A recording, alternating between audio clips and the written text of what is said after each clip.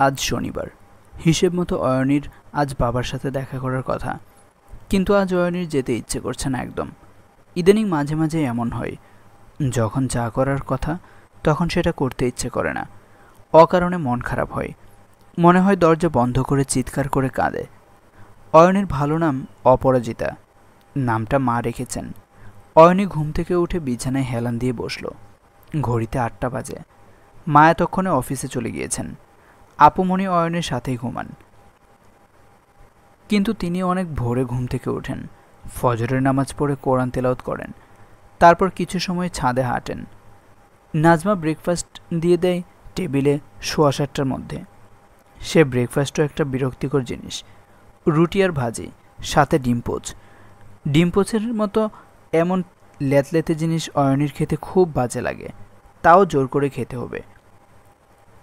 মা বের হয়ে যান ৮:৩০টায়। অফিসের গাড়ি তাকে পিক করতে আসে।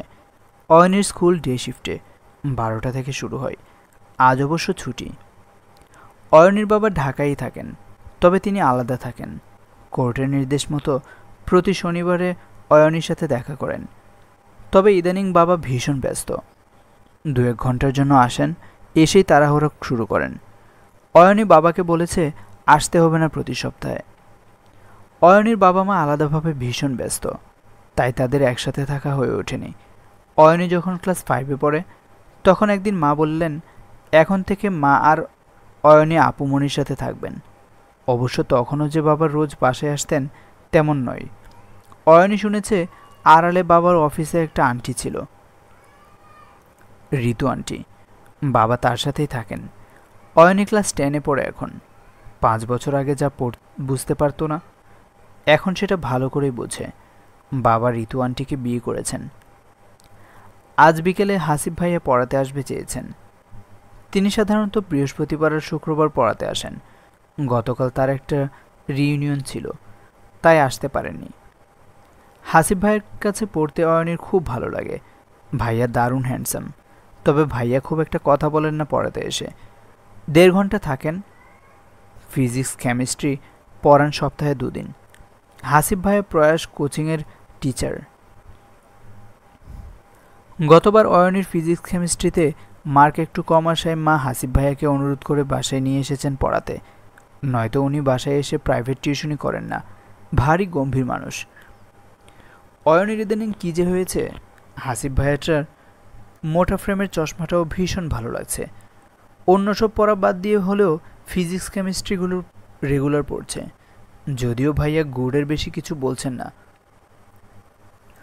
অয়নি জানালা দিয়ে বাইরে তাকালো। রোদ ঝলমল করছে। পাশের বাসার ছাদে কাজের মেয়েটা জামা কাপড় নেড়ে দিয়েছে। একটা সবুজ রঙের ওড়না পতপত করে উঠতে পতাকার মতো। অয়নির নামতে ইচ্ছে করছে না বিছানা থেকে। আপুমণি এসে কয়েকবার ডেকেছেন। ব্রেকফাস্ট করে তৈরি হতে হবে, 9টায় কোচিং, সেখানেই বাবা আসবেন। তারপর তাড়াতাড়ি করে বাসায় ফিরতে হবে। প্রতিদিন কোচিং থেকে বের হয়ে বন্ধুদের সাথে স্কুলে চলে যায় অয়নি। আপুমণি আবারও ডাকছেন। অয়নি বিছানা থেকে নেমে ঝটপট হাত মুখ ধুয়ে নিয়ে নিল। ডাইনিংয়ে গিয়ে ওর মনটা ভালো হয়ে গেল। আজ আপুমণি খিচুড়ি রেঁধেছেন ছোলার ডাল দিয়ে। এটা ভীষণ ভালো হয় খেতে, তবে রোজ রোজ এটা রান্না হয় না বাসায়। নানা ভাই মারা যাওয়ার পরে আপুমণিও একটু নরম হয়ে গেছেন। এই পৃথিবীতে আপুমণি অয়নিকে একটু বোঝেন। অয়নি খেতে বসল। আপুমণির জলপাইয়ের আচার দিয়ে দিলেন প্লেটের পাশে। মা কি বের হয়ে গেছে? আপুমণিকে জিজ্ঞেস করল অয়নি। মা বের হয় 8:45টায়। এখন বাজে 9:45 বলে আপুমণি হাসলেন, তবে হাসলেও তিনি মনে মনে কষ্ট পেলেন। বাচ্চাটা মাকে পায় না একদম। সেপারেশনের পর মনি কাজ নিয়ে বেশি ব্যস্ত হয়ে গেছে। তিনি মাঝে মাঝে ভাবেন তিনি না থাকলে অয়নির কি হতো। অয়নি ব্রেকফাস্ট শেষ করে উঠল। এখনই বের হতে হবে, নয়তো কোচিংয়ে দেরি হয়ে যাবে। ভাগ্যিস স্কুল কোচিং দুটোই বাসার পাশেই, তাই অয়নি একাই যেতে পারে। আপুমণিকে আর বের হতে হয় না। অয়নি কোচিং থেকে বের হয়েছে মিনিট 20 আগে। অয়নির বাবা আশফাক সাহেব ফোন করেছেন। কাছাকাছি আছেন কিন্তু জ্যাম অনেক। অয়নি ধানমন্ডির 7-1 কেএফসির সামনে দাঁড়িয়ে আছে।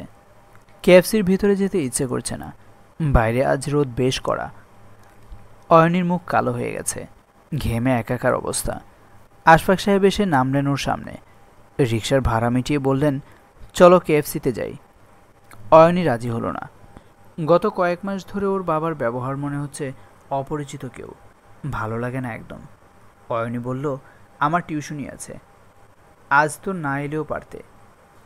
অয়নির বাবা আশফাক সাহেব ব্যস্ত ইদানিং। একটি বেসরকারি ব্যাংকে চাকরি করেন তিনি। অয়নির প্রতি তিনি সব দায়িত্ব পালন করতে চেয়েছিলেন, কিন্তু অয়নির মা রাজি হননি। শুধু একদিন দেখা করতে দিতে রাজি হয়েছেন। তার মনে হয় মেয়েটাকে নিশ্চয়ই আজে বাজে কথা বলা হয় তার সম্পর্কে, নয়তো মেয়েটা কখনো কিছু নিতে চায় না, কোথাও খেতে যেতে চায় না, জাস্ট দেখা করেই চলে যেতে চায়। তার ইদানিং প্রতি সপ্তাহে দেখা করার বিষয়টা ভালো লাগছে না। ঋতুও বলেছে এটা তার জন্য অপমানজনক। অয়নি এসে থাকুক তার সাথে, অন্তত মাসে কয়েকদিন। একথা তিনি গত কয়েক মাস ধরে বলে উঠতে পারেননি অয়নির মাকে। মনিকার অসম্ভব ব্যক্তিত্ব নিয়ে চলে। আরে ঘরের বউ এত ভাব নিয়ে চলে হয় নাকি? তাকে যদি প্রয়োজন অপ্রয়োজনে দু একটা ঝাড়ি নিয়ে দেওয়া যায়, তার সামনে যদি কর্মচারীর মতো মিউ মিউ করে থাকতে হয়, ধুর, এসব ভালো লাগছে না। তার আর ঋতুর একটা 3 বছরের ছেলে আছে। ছেলেটার বুদ্ধিশুদ্ধি মনে হয় কম। কোনো কথা বললে অন্যদিকে তাকিয়ে থাকে। তার স্পষ্ট মনে আছে এই বয়সে অয়নি টুকটুক করে ছড়া বলতো, গান ছেড়ে দিলে তালে তালে নাচত, ফিকফিক করে হাসত। আহা, মেয়েটা আমার পর করে দিল মেয়েটাকে। হঠাৎ আশফাক সাহেবের মনটা খারাপ হয়ে গেল। তিনি বললেন, চলো না মা, কোথাও একটু বসি। তুই তো আমার বাসায় যাবি না। অয়নি কথা না বলে লোকের দিকে হাঁটতে। আশফাক সাহেব বললেন, আমরা মাখা খাবি? অয়নি বলল, না, আমি কিছু খাবো না। আশফাক সাহেব লেকের পাড়ে বসলেন। অয়নি কথা বলছিল না। আশফাক সাহেব জিজ্ঞেস করলেন, তুই কি রেগে আছিস আমার উপরে? অয়নি বলল, না তো, কেন? আশফাক সাহেব বললেন, গত 3 মাসে তুই একবারও বাবা বলে ডাকিসনি আমাকে। অয়নি কথা বলল না। আশফাক সাহেব বললেন, তোর সাথে আমি থাকতে পারিনি, এটা আমার একার দোষ না, তোর মায়েরও সমান দায়। অয়নি বলল, এ বিষয়ে কথা বলতে ভালো লাগছে না। আশফাক সাহেব বললেন, আমার সাথে থাকবি? অয়নি আকাশ থেকে পড়ল, না না, আমি মাকে ছেড়ে থাকতে পারবো না। বলেই মনে হলো গত 3 দিন ধরে মায়ের সাথে দেখাই হচ্ছে না। গতকালও মায়ের মিটিং ছিল। একটু থেমে অয়নি বলল, তোমার প্রতি সপ্তাহে আসতে হবে না, এত ঝামেলা করে আসো, কষ্ট হয়, মাসে একবার এসো। আশফাক সাহেব মনে মনে ভাবলেন, মেয়েটার মনটা বিষিয়ে দিয়েছে, যাক, কি আর করা যাবে। তিনি বললেন, আমিও সেটা ভাবছিলাম। তোর যখন মন চাইবে আমাকে ফোন দিবি, আমি চলে আসব। অয়নি হেসে মনে মনে ভাবল, তাহলে আর দেখাই হবে না। তোমরা দুজনেই নিজেদের কথা ভেবেছ, আমাকে নিয়ে কেউ ভাবনি। আশফাক সাহেব উঠলেন, জোর করে অয়নিকে 2000 টাকা গুঁজে দিলেন। অয়নি খুব অস্বস্তিতে পড়ল, মা জানলে খুব রাগ করবে। প্রথম দিকে বাবাকে বলেছে, মা রেগে যায়। বাবা বলেছেন মাকে জানানোর প্রয়োজন নেই। এই টাকা অয়নি খরচ করে না, ফিংটেডির পেটে ঢুকিয়ে রাখে। অনেক টাকা জমেছে ওখানে, ইচ্ছে করলেই খরচ করা যায়, কিন্তু অয়নির ইচ্ছেই করে না। অয়নিকে রিক্সা ঠিক করে দিলেন আশফাক সাহেব। তারপর ওর চলে যাওয়ার দিকে তাকিয়ে রইলেন। রিক্সা চোখের আড়াল হওয়ার পরেও অনেকক্ষণ। Aynita Aparichita Khan, class 10, section sunflower, group science. দোহারাগরণের মেয়েটির শ্যামলা মুখে যত রাজ্যের মায়া। ওর বাবা মায়ের সেপারেশন হয়ে গেছে 5 বছর আগে। তবে সেপারেশনের জন্য ওর তেমন কোনো সমস্যা হয়নি, বরং ভালোই হয়েছে। আগে ওর সামনে প্রতিদিন ঝগড়া হতো। আলাদা হয়ে যাবার পরে নানির কাছে চলে আসায় অন্তত ওর পাশে একজন মানুষ পাওয়া গিয়েছে। অয়নির মা মনিকা খান বিশ্ববিদ্যালয়ে মেধাবী ছাত্রী ছিলেন। পড়াশোনা শেষ করে বেশ ভালো একটা চাকরি পেয়ে যান। পরিবারের পছন্দের বিয়ে হলেও তার স্বামী চাকরিতে তার উত্তরোত্তর উন্নতি মানতে পারতেন না। সব সময় তার কথা মতো চলতে হবে, বাইরে সময় দিয়েও যাবে না। প্রতিদিন ঝগড়া ঝামেলার পাশাপাশি তার অ্যাফেয়ার শুরু হলো কলিগের সাথে। মনিকা মানিয়ে নেওয়ার চেষ্টাও করলেন না, মেয়েকে নিয়ে চলে এলেন সংসার ছেড়ে। চাকরির জন্য যখন সংসারই করা হলো না, তবে চাকরিটাই ভালোভাবে করি, এই ভাবনা পেয়ে বসলো তাকে। দিন দিন আরও উন্নতি করে বর্তমানে জাতিসংঘের একটা সংস্থার বাংলাদেশস্থ অফিসে উচ্চ পদে দায়িত্ব পালন করছেন। তবে আস্তে আস্তে মেয়ের কাছ থেকে সরে গিয়েছেন অনেকটা দূরে। ফর্মাল কিছু কথা ছাড়া অয়নির সাথে তেমন একটা কথা হয় না।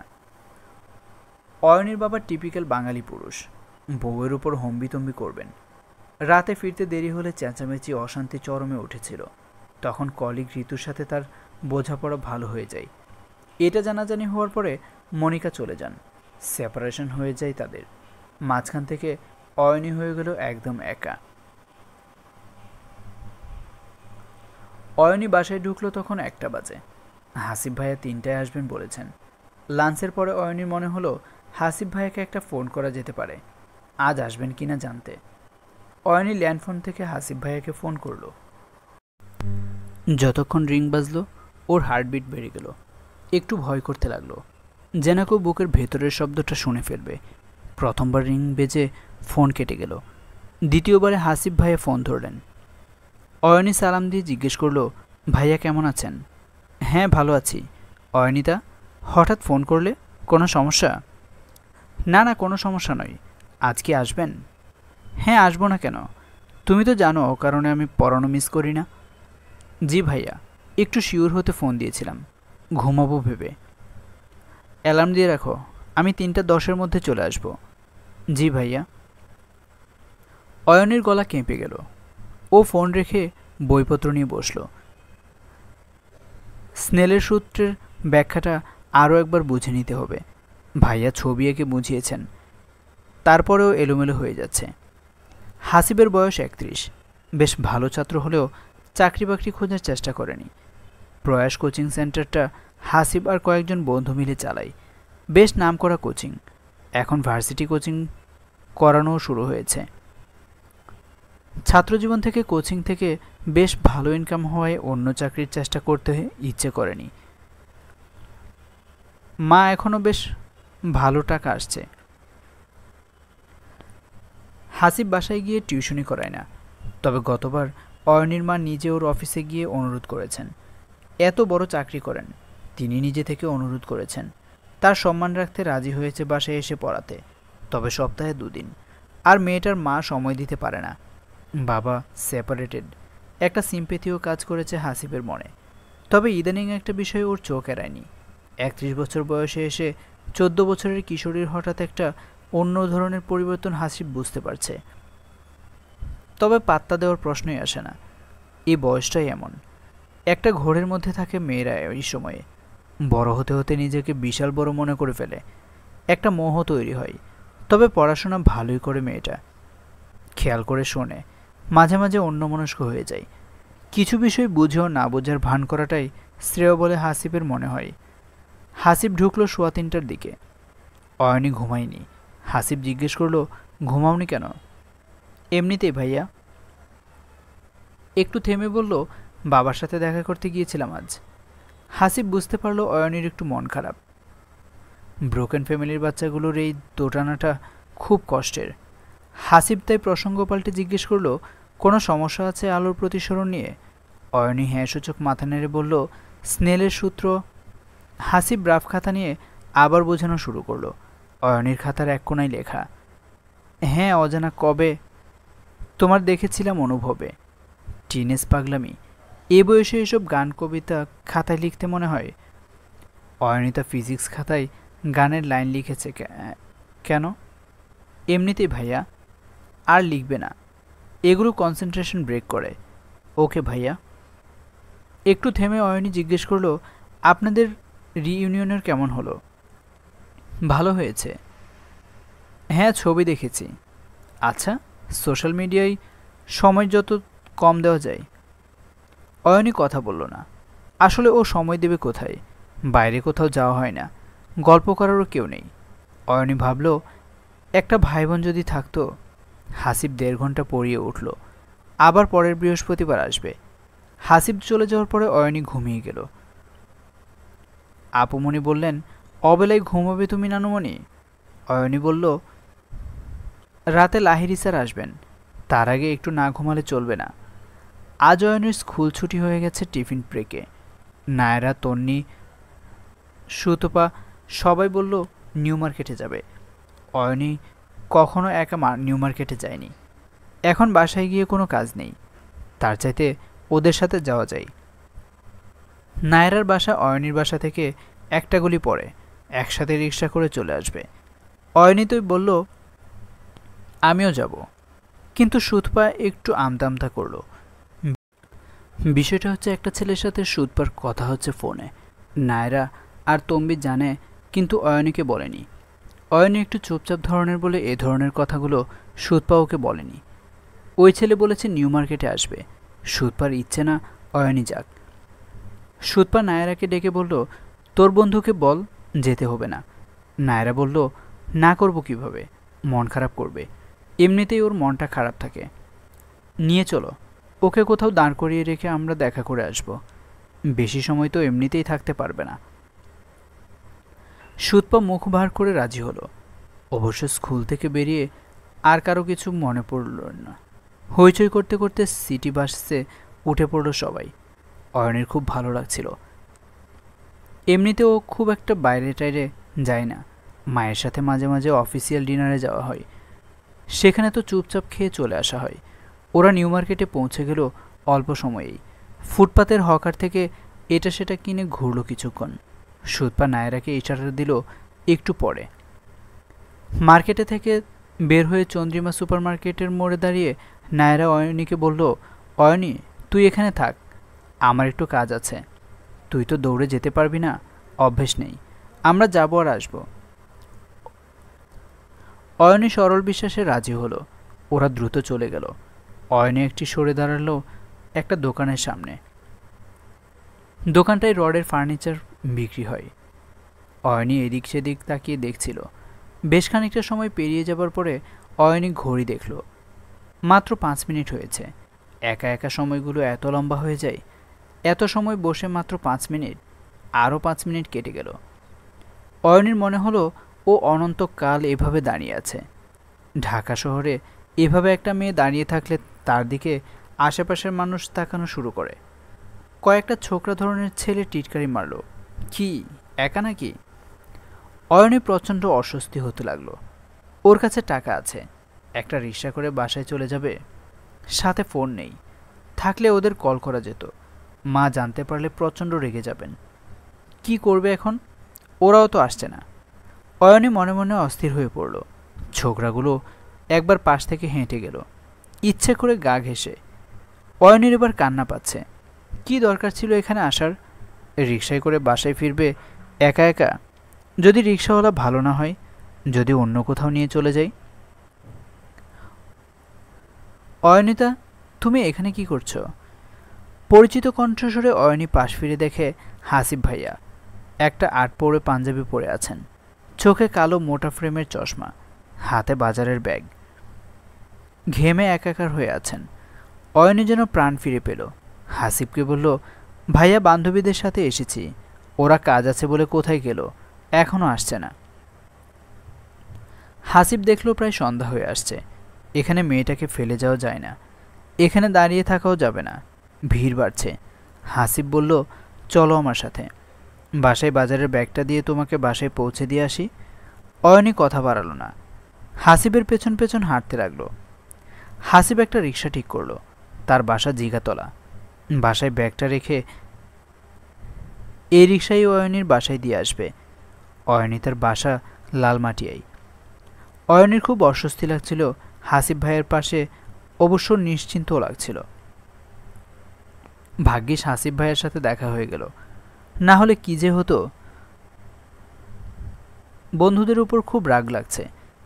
হাসিব এমনিতে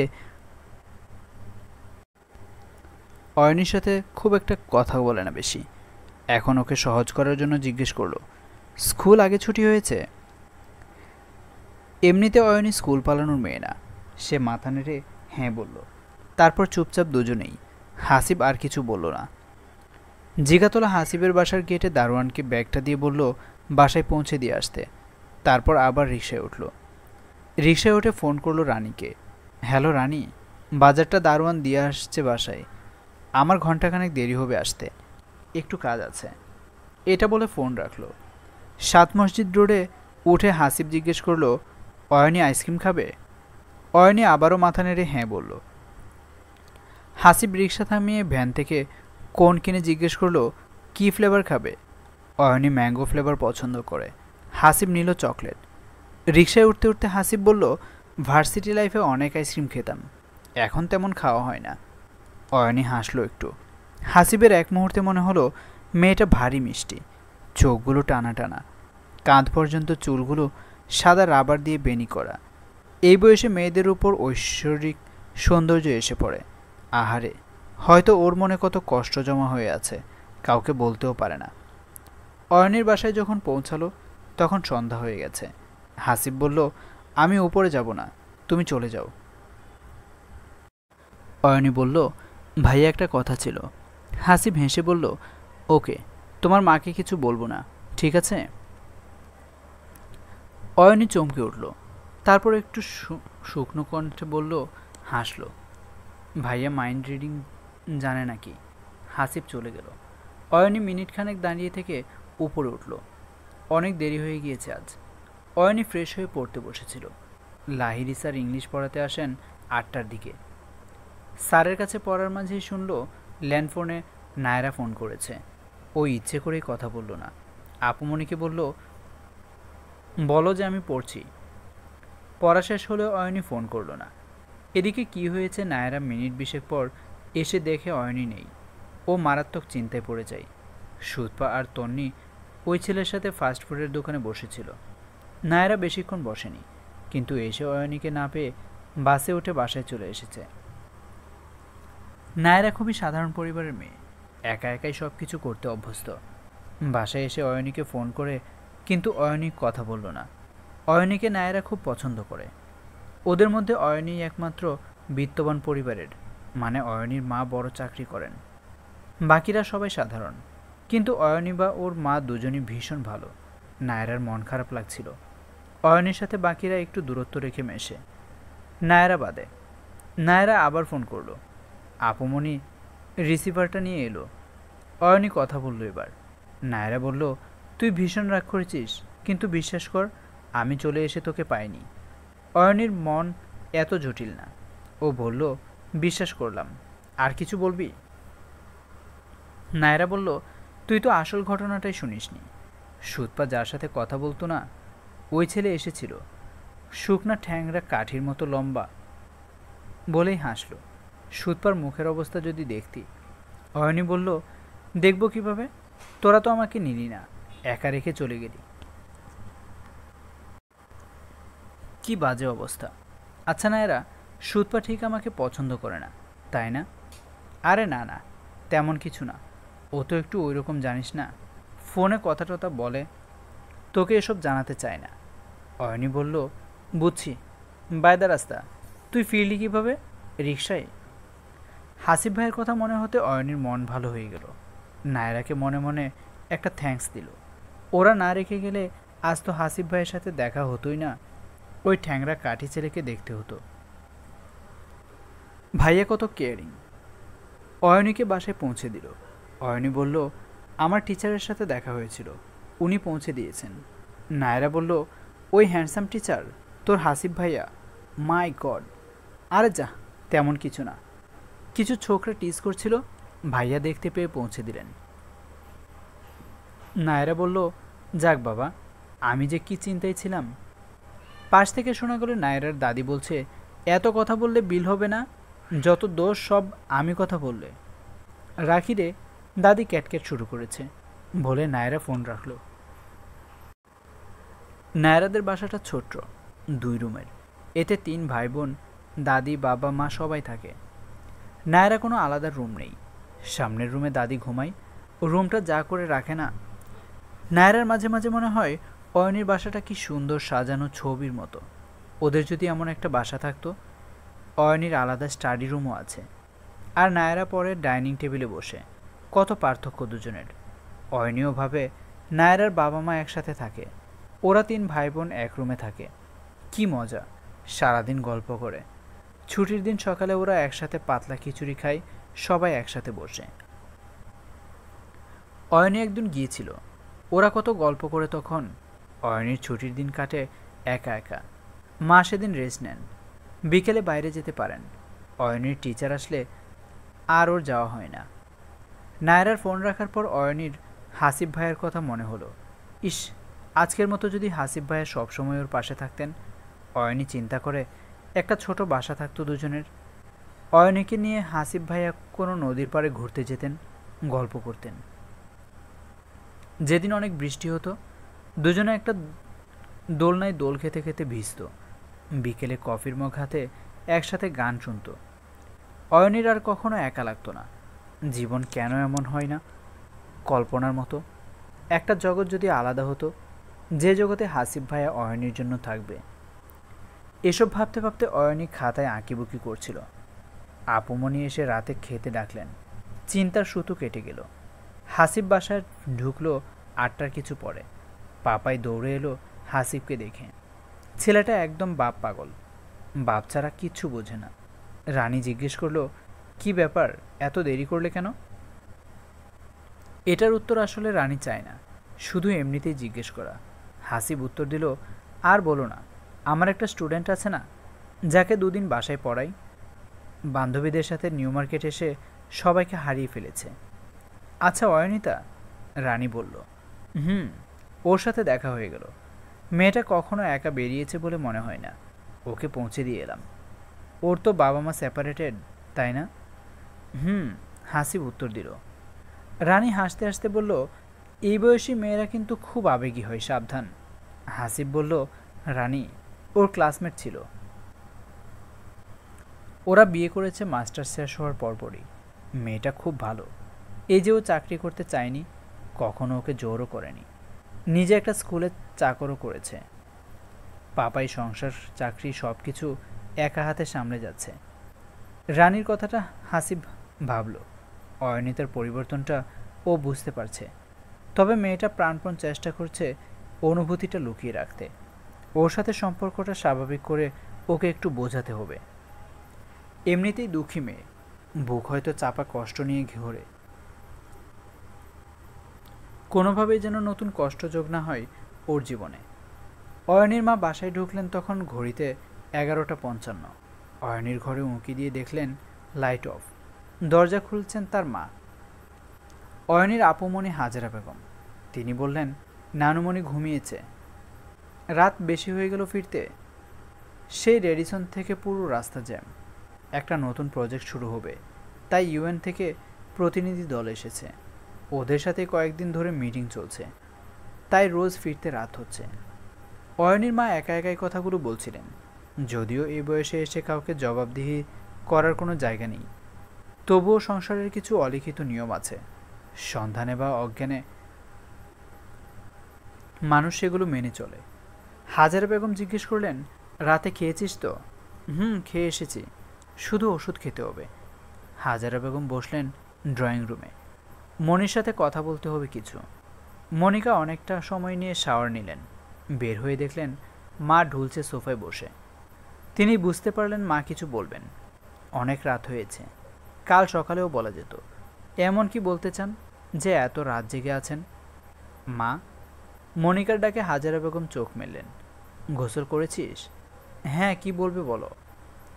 হাজারা বেগম ভনিতা করলেন না, সরাসরি বললেন, নানুমণিকে একটু সময় দাও তুমি। গম্ভীর কথা বলার সময় মা তুমি করে বললেন, কেন, ওর কি কোনো সমস্যা হয়েছে? ওকে তো সময় দেই মা, ছুটির দিনে ওকে নিয়ে বাইরে যাই। এই কয়েকদিন তো নতুন প্রজেক্টের কাজ নিয়ে আমি খুব ব্যস্ত, আর বাসায় তো তুমি আছোই।